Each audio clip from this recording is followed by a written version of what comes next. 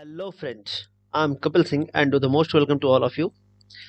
जैसा कि आप लोग जानते हैं कि हम लोग प्रीवियस क्वेश्चन सीरीज ला रहे हैं और अभी अभी हमने आईबीपीएस क्लर्क 2019 की एक सीरीज थी ख़त्म किया है और आज हमारा एसबीआई पीओ मेंस का 2018 के सीरीज लेकर हम लोग आए हैं। ठीक, तो आज देखते हैं आज के सेगमेंट में क्या है।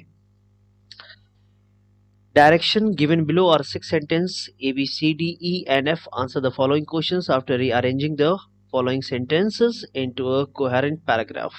ठीक है, तो ना पता चल गया होगा कि सेंटेंस रीअरेंजमेंट का काम है। देखते हैं दोस्तों, देखिए ये आपका सेंटेंस रीअरेंजमेंट, ठीक, बिल्कुल इसी लेवल का आजकल आ रहा, आपको देखने में काफ़ी बड़ा लग रहा है। तो बड़ा छोटे की बात नहीं है दोस्तों, ये इम्पॉर्टेंट है और इसी तरह से अब आते हैं। तो ये आप इसे बड़ा समझें, छोटा समझें, चाहे जो भी समझें, अगर आपको सफल होना है तो बिल्कुल आपको इसे सॉल्व करना ही पड़ेगा। देखिए एसबीआई पीओ मेंस 2018 का क्वेश्चन है, देख लेते हैं कैसे सॉल्व होगा, क्या क्या होगा। इसको सॉल्व करने से पहले मैं एक बात आपको बताना चाहता हूँ कि सबसे पहले आप इसे पॉज कर लें, पॉज करके आप अपना इफर्ट लगा लें, इफर्ट लगा के आप एक अरेंज कर लें, ठीक, और फिर उसके बाद मेरा लेक्चर सुने तो आपको काफ़ी हेल्प होगा। और एक चीज़ मैं और बता दूं कि जो टेक्निक सोच के या समझ के हमने लगाया है, हो सकता है कि आप उससे बेहतर टेक्निक डेवलप कर लें। तो इसलिए मैं आपसे कह रहा हूं कि आप सबसे पहले मेरी टेक्निक ना सुने, आपके दिल में जो आए, आपका मन में जो आए, आपके दिमाग में जो आए कि ये होना चाहिए, ऐसे होना चाहिए, पहले आप अपना एनालिसिस कर लें, फिर उसके बाद हमारा लेक्चर सुने आप। तो उम्मीद है कि आपने ये काम किया होगा। और इसमें एक इंडिकेशंस है, ये इंडिकेशंस मैं आपको बता दे रहा हूँ। नॉर्मली आमतौर पे आप जान रहे हैं, ये रहा ए, बी, सी, डी, ई, एफ, यानी कि 6 हैं आपके पास। और इस 6 में दोस्तों अगर हम एक क्वेश्चन पढ़ लें, देखिए इस क्वेश्चन में कह रहा है considering statement taste of Ganga water indicate it has fared better in UP but then the clean up plan for the river has received dedicated central funding of rupees 3696 crore over 3.5 years compared to rupees 351 crore given to 14 states to conserve 32 rivers। ये जो है as the fourth sentence है। ठीक है दोस्तों, ये देखो एक क्लू दे दिया इन्होंने कि ये एक सेंटेंस है आपके पैसेज में, आपके सेंटेंस रीअरेंजमेंट में, और ये चौथे नंबर पे आता है और आपसे यहाँ पे सेकंड पूछ रहे हैं। ठीक, तो इसको सॉल्व करें, इस क्वेश्चन को हम सॉल्व करें, इससे पहले एक क्लू हमें मिल गया। अब इस क्लू को लेकर हम अपने प्रॉब्लम में आते हैं। देखिए दोस्तों, पहली बात देख लें, ये रहा 1, ये रहा 2, ये रहा 3, ये रहा 4, ये रहा 5 और ये रहा 6। तो 4 नंबर पे यही जो ऑप्शन ए लिखा हुआ है, यही 4 नंबर पे इन्होंने इंडिकेशन दे दिया। तो इसका मतलब ये हो गया दोस्तों कि 4 नंबर पे ए है। अब मैंने क्लास में हमेशा बताया है दोस्तों कि सेंटेंस रीअरेंजमेंट में सबसे आसान काम जो होता है वो होता है ओपनिंग करना। तो देख लेते हैं ओपनिंग कैसे करेंगे। देखिए अब ए के बारे में तो हमें सोचना ही नहीं है, क्योंकि ए वाले में ये बात क्लियर हो गई कि ये 4 नंबर पे जाएगा। अब देखिए लिखा हुआ है द बी में the finding of the central pollution control board, central pollution control board की खोज। ठीक है, तो इसको होल्ड करते हैं, इससे बिल्कुल हो सकता है। अब देखिए यहां लिखा है देयर प्रॉब्लम्स, तो देयर प्रॉब्लम से आप बिल्कुल स्टार्ट नहीं कर सकते, क्योंकि ये एक पॉजेसिव एडजेक्टिव है जो किसी प्रोनाउन के लिए आएगा। तो जाहिर सी बात है वो देयर कौन है, वो किनके बारे में बात हो रही है, इससे स्टार्टिंग तो नहीं कर सकते, इससे पहले कुछ होना चाहिए। तो ओपनिंग में हम सी तो नहीं लगा सकते। अब आते हैं दी डेटा शो, ये डेटा शो करता है। तो कौन सा डेटा शो करता है, कुछ मालूम नहीं पड़ रहा, इससे भी ओपनिंग नहीं होगी। The failed effort to control pollution. अब ये जो सेंटेंस दिया है, the failed effort to control pollution are all, ये है ऑल। तो ये कौन से ऑल हैं, कुछ क्लियर नहीं होगा दोस्तों। तो इसके लिए हम ई से भी स्टार्ट नहीं कर सकते। F, the study also underscore, ये स्टडी अंडरस्कोर करता है, रेखांकित करता है भी। तो ये जो ऑल्सो वर्ड आया है, इससे एक बात क्लियर हो गई कि इससे पहले भी ये स्टडी कुछ बता रही होगी। तो इसका मतलब ओपनिंग करने के लिए जो हमारे पास मिला हुआ है वो है बी। ठीक, तो ये हमने कर दिया बी से ओपनिंग दोस्तों। तो देखिए बी हो गया, ए हो गया। ठीक, अब एक क्लू मैं आपको और भी देता हूं। देखिए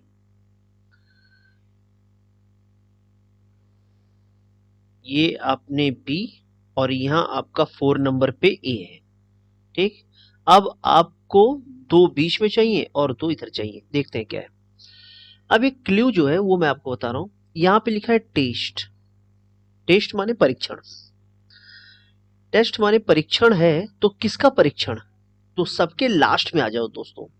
प्रोटेक्शन टेस्ट, टेस्ट चूंकि एक नाउन है तो इसके पहले जो भी होना चाहिए हमें एडजेक्टिव चाहिए। और प्रोटेक्शन देखिए दोस्तों, लास्ट में TION लगा हुआ है, तो इसका मतलब ये नाउन हो गया। तो ये तो नहीं होगा। अब इसके बाद देखो क्या है, tribunal test, national green tribunal, ये एक बोर्ड है दोस्तों। ये टेस्ट नहीं है, ये कोई एडजेक्टिव का पार्ट नहीं, ये पूरा एक नाउन का ही पार्ट हो जाएगा। तो इसका मतलब सी भी नहीं चाहिए। अब यहाँ पे देखिए वर्किंग टेस्ट, बिल्कुल बैठ तो सकता है वर्किंग टेस्ट, लेकिन ये देखिए quality are simply not working test of Ganga water. यहां से अगर आप मिलाना शुरू करें क्वालिटी से लेकर और फिर इसके बाद टेस्ट मिलाते हुए आप गंगा वाटर तक ले आए, तो ये कुछ आपको फिट नहीं लगेगा। अगर आपको फिट लगता भी है तो इसको होल्ड करिए, कोई दिक्कत नहीं है, इसको होल्ड करते हैं। अब आते हैं यहाँ पे, देखिए लिखा है रिवर सेगमेंट टेस्ट। तो सेगमेंट तो खुद एक नाउन हो गया, फिर यहाँ पे टेस्ट नहीं लगा सकते। अब यहाँ पे देखो एक वर्ड लिखा है मॉनिटरिंग टेस्ट। तो अगर आप लोग प्रैक्टिस के दायरे में हैं तो बिल्कुल ये पढ़ने में ही आपको बहुत अच्छा लगेगा कि मॉनिटरिंग टेस्ट। ठीक, तो इसका मतलब यहाँ पे हमें इस टेस्ट से पहले मॉनिटरिंग रखना होगा, इस टेस्ट से पहले मॉनिटरिंग रखना होगा। और ये रखने के लिए हमें ए से पहले लिखना पड़ेगा एफ। ठीक, ए से पहले लिखना पड़ेगा एफ। अब हमारे पास सेकंड की रैंकिंग बची है और इसके बाद बची हुई है 5 और 6 की। तो देखते हैं दोस्तों, देखिए आपको पहला मिला बी, फोर्थ था आपके पास ए और थर्ड है आपके पास एफ। ठीक, अब आते हैं, देखिए अगर आप ए और बी तो मिल गया, ए और बी इसकी प्लेसिंग तो मिल गई। अब आते हैं सी में। अब सी में अगर आप देखेंगे तो यहां पर देखिए एक वर्ड आपको मिला हुआ है। अगर आप क्लास में बैठ रहे हैं, सेंटेंस रीअरेंजमेंट मैंने क्लास में पढ़ाया है, तो ये रिजल्ट सब देखकर ही आपको मालूम हो गया होगा कि इसकी प्लेसिंग कहां है। मैंने कई बार क्लास में बताया है कि अगर सेंटेंस रीअरेंजमेंट के प्रोसेस में कहीं भी कोई रिजल्टिव मोड का वर्ड्स आए तो उस वर्ड्स को you have to just placed at last. तो जाहिर सी बात है, आप इसको हिंदी में भी समझ लें।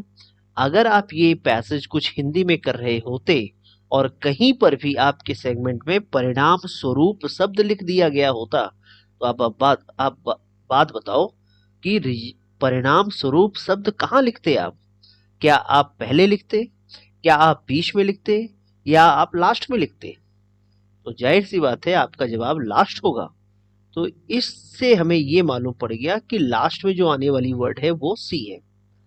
अब देखो दोस्तों, हमारे पास सेकंड की रैंकिंग खाली है और हमारे पास 5th की रैंकिंग खाली है, और यहाँ सी की प्लेसिंग भी हमें मिल गई, और हमारे पास एफ की प्लेसिंग भी मिल गई।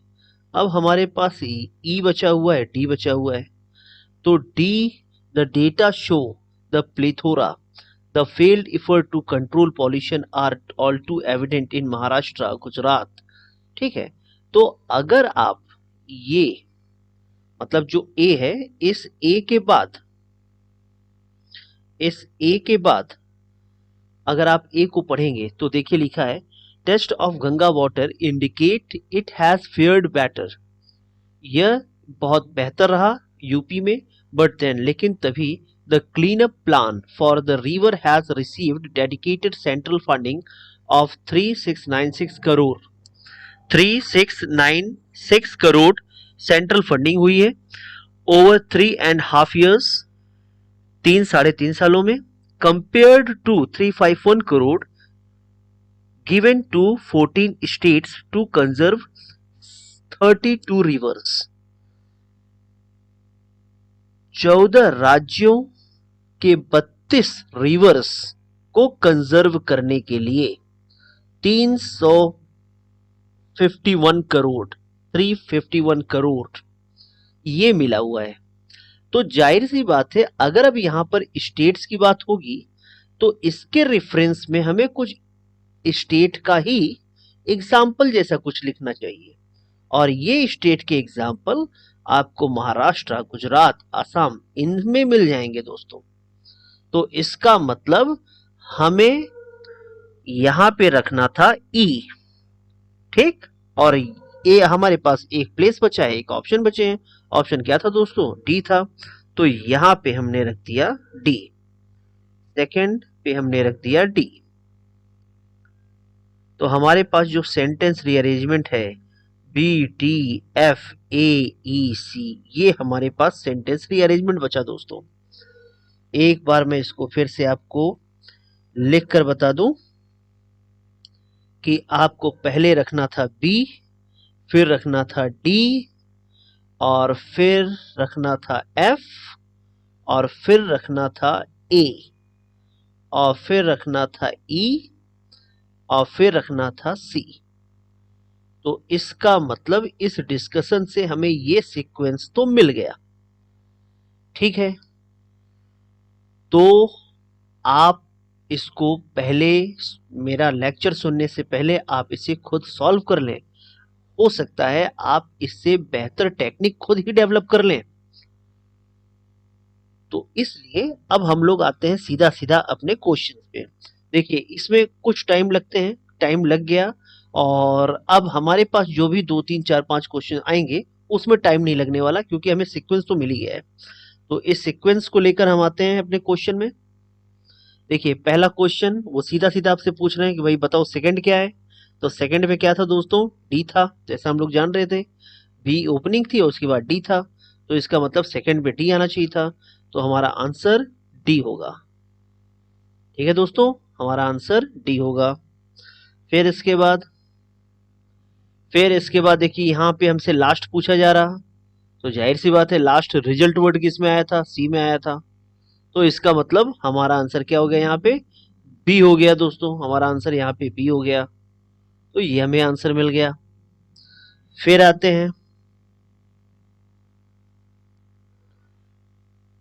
अच्छा ये एक अलग टाइप का क्वेश्चन है। देखे क्या है लिखा है, among the following pairs which one of them is formed with two consecutive statement। ओहो, consecutive, जिन्हें नहीं मालूम है वो जान लें। consecutive का मतलब होता है लगातार, continuously इसका मतलब होता है। तो continuously का मतलब जैसे हमारे पास जो सीक्वेंस बना था बी, और बी के बाद शायद डी, हाँ डी था बिल्कुल, और फिर इसके बाद एफ, ठीक है। फिर इसके बाद चौथे पे तो ए उन्होंने बताया ही था। फिर इसके बाद लास्ट में सी था, और फिर इसके बाद यहाँ ई आया होगा। यही हमारे पास सीक्वेंस है दोस्तों। अगर ये सीक्वेंस है तो हमसे पूछ रहे हैं कि कॉन्सिक्यूटिव स्टेटमेंट क्या है। कॉन्सिक्यूटिव स्टेटमेंट क्या है मतलब लगातार आने वाले स्टेटमेंट कौन से हैं। तो देखो डी के बाद ई आया है क्या? डी के बाद ई नहीं आया है, तो हमारा आंसर ये तो नहीं होगा। एफ के बाद सी आया है क्या? एफ के बाद सी भी नहीं है दोस्तों, तो इसका मतलब हमारा आंसर ये भी नहीं होगा। फिर इसके बाद बी के बाद एफ, बी के बाद डी आया है दोस्तों, तो इसका मतलब ये भी नहीं होगा। ए के बाद डी, ए के बाद डी, ये भी नहीं होगा दोस्तों। और इसके बाद बी के बाद डी, बी के बाद ये आ गया दोस्तों। देखिए बी के बाद डी, यही हमारा कॉन्सिक्यूटिव स्टेटमेंट है। इसका मतलब हमारा आंसर यहाँ पे होना चाहिए था ई। ठीक है दोस्तों, तो इस तरीके से हम अपने सेंटेंस रीअरेंजमेंट को बहुत ही आसान बना सकते हैं। देखते हैं हमारा अगला क्वेश्चंस क्या है। और यहाँ पे ओ माय गॉड, ये तो वर्ड मीनिंग है, और ये सैलिब्यूरियस, ये वर्ड मीनिंग सीधा सीधा पूछ दिया गया है। ये पैसेज से या सेंटेंस रीअरेंजमेंट से रिलेटेड नहीं है, तो मैं बता दे रहा हूँ आपको, आप खुद जान लेंगे इसका मतलब क्या होता है। तो सैलिब्यूरियस का मतलब होता है हेल्दी दोस्तों, हेल्दी, THY, ठीक है, हेल्दी। तो ठीक है, ये हेल्दी है, तो देखते हैं हेल्दी कहाँ है। पूछ क्या रहे हैं पहले देख लें, अपोजिट तो नहीं है, नहीं सेम है, यानी सिमिलर पूछ रहे हैं। तो हेल्दी का सिमिलर देखते हैं, या सोलिब्यूरियस का सिमिलर देखते हैं।